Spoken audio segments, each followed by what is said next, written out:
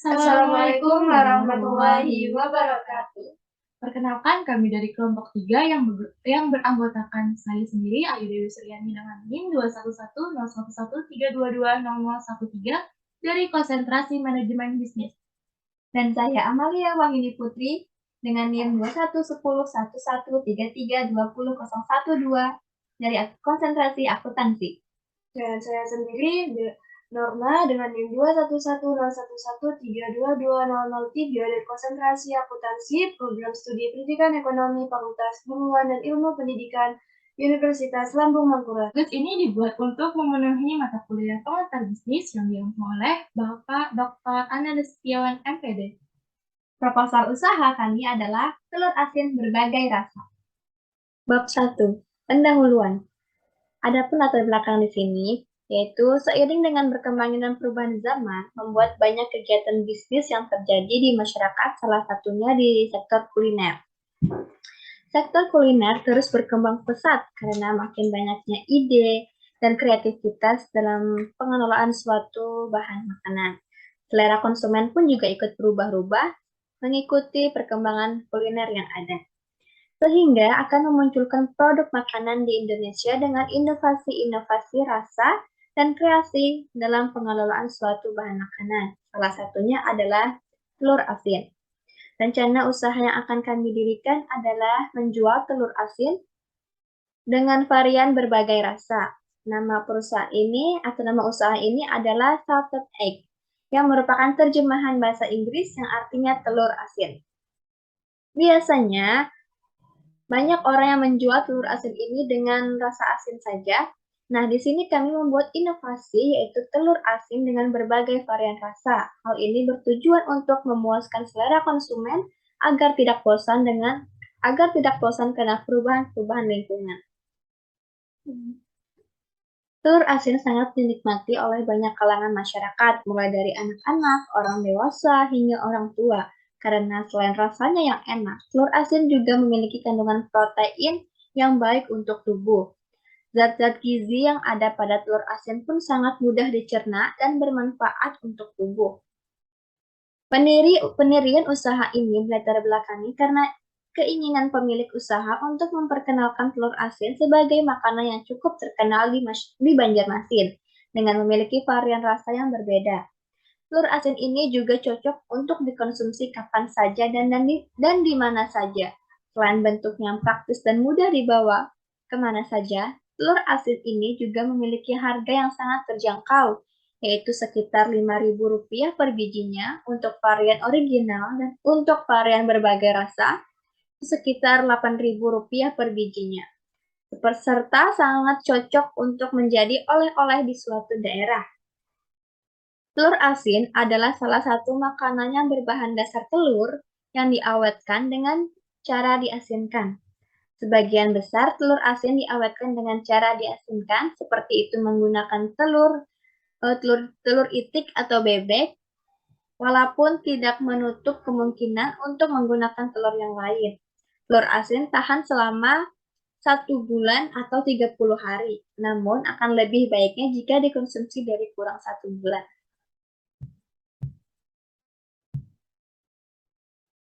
Lalu ada rumusan masalah. Yang pertama, berapa besar biaya produksi, pendapatan, dan keuntungan dari usaha telur asin aneka rasa? Yang kedua, bagaimana usaha telur asin berbagai rasa dapat sukses menembus pasar dunia? Yang ketiga, bagaimana usaha dalam menghadapi persaingan dalam bisnis? Lalu ada visi dan misi usaha. Yang pertama ada visi usaha, menciptakan usaha dengan kualitas yang baik dengan harga ramah di kantong. Memenuhi kebutuhan jajanan masyarakat, menyediakan telur asin dengan berbagai varian rasa yang halal, lezat, dan berkualitas. Lalu misi usaha, yang pertama ada memberikan kualitas yang baik, memberikan harga yang terjangkau untuk kalangan masyarakat, memberikan layanan yang baik kepada para konsumen, mengutamakan kejujuran, tanggung jawab, dan kehalalan produk usaha. Adapun tujuan dari usaha, yang pertama menumbuhkan jiwa kewirausahaan, mendapatkan keuntungan sebanyak-banyaknya, Ketiga, menambah pengalaman dan ilmu pengetahuan kewirausahaan dalam kegiatan usaha. Yang keempat, mewujudkan kemampuan dan kemantapan dalam berwirausaha untuk meningkatkan kemajuan dan kesejahteraan masyarakat. Yang kelima, menumbuhkan semangat berwirausaha di kalangan mahasiswa. Lalu ada manfaat usaha. Yang pertama dalam bidang ekonomi. Modal yang dikeluarkan dalam mengelola telur asin ini cukup minim, tetapi mendapatkan keuntungan yang cepat dan berlipat. Lalu dalam manfaat bagi pemilik, telur asin termasuk usaha yang mudah dilakukan. Membangun bisnis sendiri melalui pengalaman berwirausaha untuk memenuhi salah satu tugas mata kuliah serta menambah kemandirian dan melatih keterampilan memasak. Lalu yang terakhir ada manfaat bagi masyarakat. Produk usaha cukup dikenal masyarakat, memenuhi konsumsi cemilan masyarakat, dan menghadirkan makanan dengan harga yang murah. Lalu ada profil organisasi. Nama perusahaan ini adalah Salted Egg atau telur asin. Nah, pemilik perusahaan ini adalah Amalia, Ayu Dewi, dan Norma. Produk yang dijual kami adalah telur asin berbagai varian rasa. Lalu ada jenis usaha yaitu kuliner beralamatkan di Banjarmasin.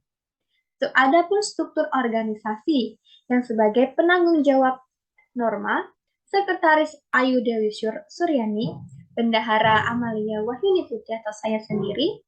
Lalu ada bagian kreatif dan pemasaran Ayu Dewi Suryani, bagian produksi 1 Norma, dan bagian produksi 2 saya sendiri Amalia Wahyuni Putri. Baik, kemudian ada bab 2, yaitu produksi dan analisis bisnis. Yang pertama ada produk, yaitu produk telur asin berbagai rasa. Kemudian berbagai rasa dari telur asin ini ada original, pedas santuy, pedas liwar, pedas daun jeruk, dan pedas sambal terasi. Untuk analisis aspek finansialnya, yang pertama ada harga original yaitu Rp5.000, yang kemudian ada pedas biasa sebesar Rp8.000, pedas liwar Rp8.000, pedas daun jeruk Rp8.000, dan pedas sambal terasi juga Rp8.000.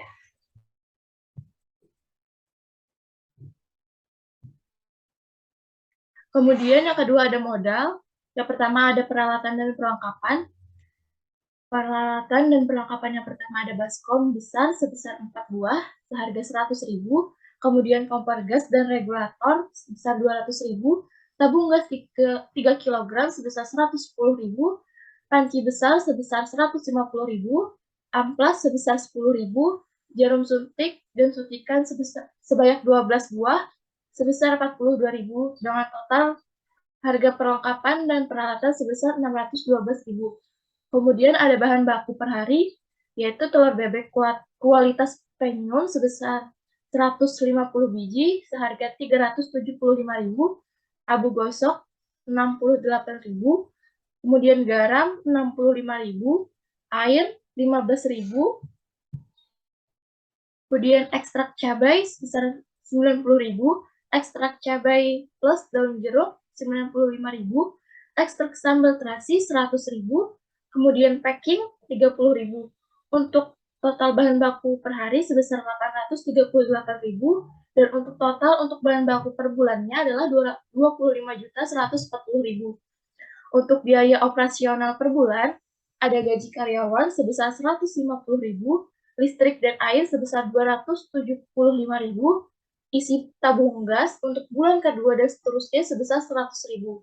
Untuk total biaya operasional per bulan pertama sebesar 100.775.000, dan total biaya operasi bulan kedua dan seterusnya sebesar 1.875.000.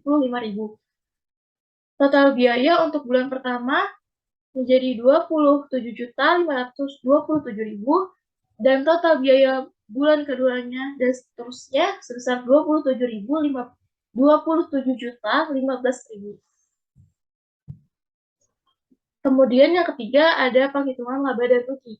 Asumsi, misalkan diasumsikan penjualan per hari adalah 150 biji telur asin berbagai rasa, yaitu 150 biji dikali dengan 8.000 dikali dengan 30 hari sama dengan 36 juta. Bulan pertama, penjualan per bulan sebesar 36 juta dengan biaya operasional 27.527.000 dengan keuntungan 8.473.000.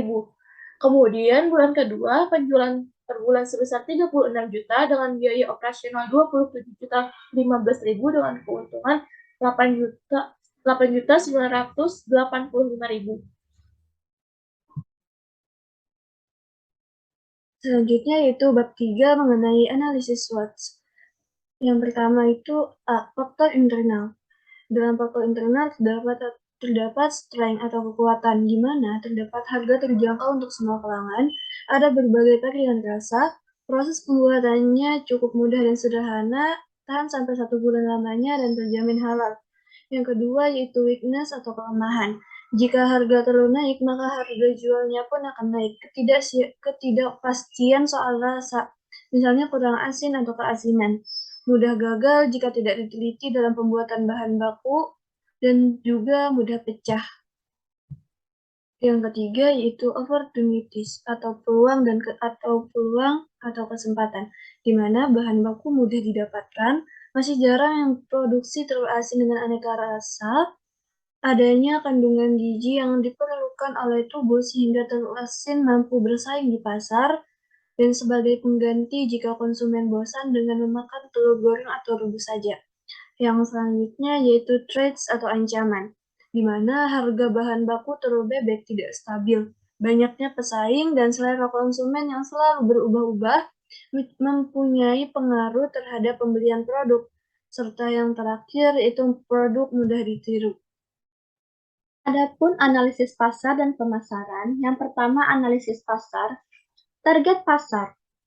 Karena saat ini kami menfokuskan penjualan secara online, jadi untuk target pasar sendiri sangat luas dari berbagai kalangan, bukan hanya yang berada di satu daerah yang sama, melainkan juga di berbagai daerah atau kota. Lalu ada persaingan, karena telur asin dengan berbagai rasa masih belum layak banyak dikembangkan, maka untuk persaingan sendiri tidak terlalu ketat. Lalu ada sasaran pembeli. Untuk sasaran pembelinya sendiri, kami menargetkan untuk semua kalangan masyarakat. Selain itu, kami juga menargetkan rumah makan.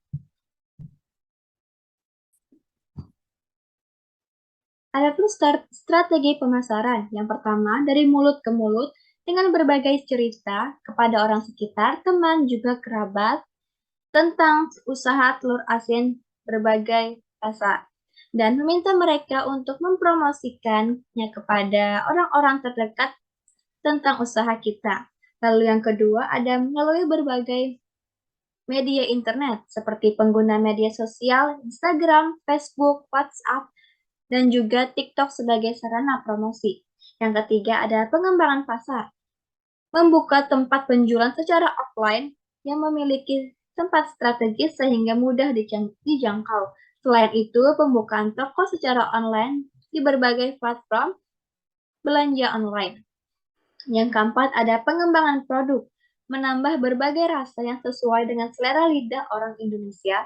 Selain itu, kami juga akan mengembangkan rasa telur asin dengan berbagai rasa makanan khas dari berbagai daerah di Indonesia.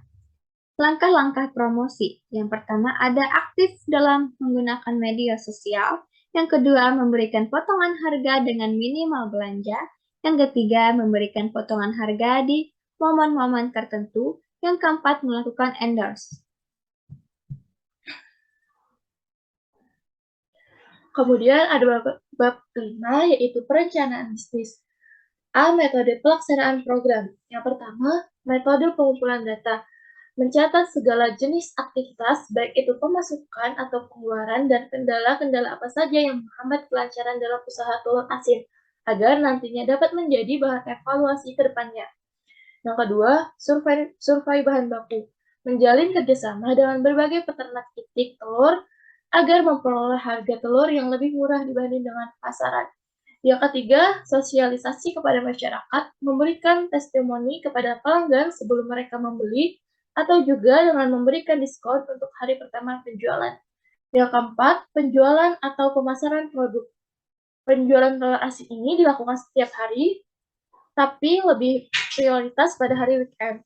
Yang kelima, pembagian hasil kerja. Hasil keuntungan bersih dibagi sama rata. B. Rencana usaha. Yang pertama ada rencana jangka panjang, itu meningkatkan kreativitas dan inovasi dalam produk yang dijual. Yang kedua, rencana jangka menengah. Dapat membuat toko untuk menjual produk telur asin ini dengan meningkatkan mutu dan kualitas usaha. Yang ketiga, ada rencana jangka panjang. Dapat menjalin kerjasama dengan berbagai ruko untuk memperluas pemasaran telur asin. Dan yang terakhir itu bagian penutup. Semoga proposal ini dapat diterima dan dapat bermanfaat bagi kita semua. Tidak lupa juga kami mengucapkan syukur kepada Tuhan Yang Maha Esa karena atas segala rahmat dan hidayahnya kami dapat menyelesaikan proposal bisnis kami. Dan tidak lupa pula kami mengucapkan terima kasih kepada semua pihak yang telah ikut membantu dalam pembuatan proposal ini. Semoga saran dan kritik dapat menjadi acuan atau pelajaran bagi kami semua untuk dapat menjadi lebih baik lagi di hari esok. Atas segala waktu dan perhatiannya, kami mengucapkan terima kasih. Adapun gambaran usaha kami adalah sebagai berikut.